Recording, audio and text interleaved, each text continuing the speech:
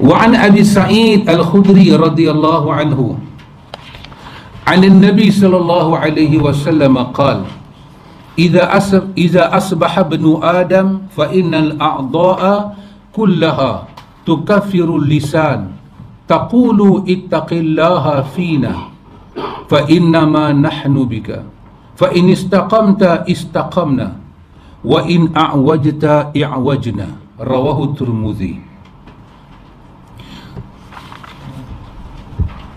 Dari Abu Sa'id Al-Khudri radhiyallahu an, dari Nabi sallallahu alaihi wasallam, beliau bersabda, apabila datang waktu pagi, maka semua anggota badan manusia memperingatkan lidahnya, di mana anggota-anggota badan itu berkata, takutlah kepada Allah dalam memelihara keselamatan. Dalam memelihara keselamatan kami, kerana nasib kami tergantung kamu. Bila kamu lurus, maka kami pun lurus, dan bila kamu menyeleweng, maka kami pun menyeleweng. At-Tirmizi menilai hadis ini dengan nilai yang hasan, dan nampaknya para ulama lain juga bersetuju hadis ini adalah hadis yang hasan. Dalam hadis ini ikhwan ada satu perkataan, ada para ulama kata hadis ini mauquf. Hadis ini mauquf di atas Abi Sa'id Al-Khudri. Dan ada ulama kata hadis ini marfu' sampai kepada Nabi. Tapi yang jelasnya hadis ini dapat kita angkat. Hadis ini ada bagi penjelasan kepada kita berkenaan dengan hubungan antara lisan dan hati. Benda yang paling dekat menterjemahkan lisan, benda yang paling dekat menterjemahkan hati adalah lisan.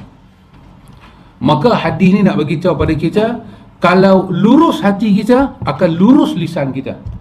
Kalau lurus lisan kita, akan lurus perjalanan kita. Maka bila kita kata pagi-pagi ini, benda mula kita nak buat, a'dha', semua anggota kita akan tertumpu pada lidah kita. Dan lidah tu adalah lafaz terjemahan kepada apa yang duduk dalam hati.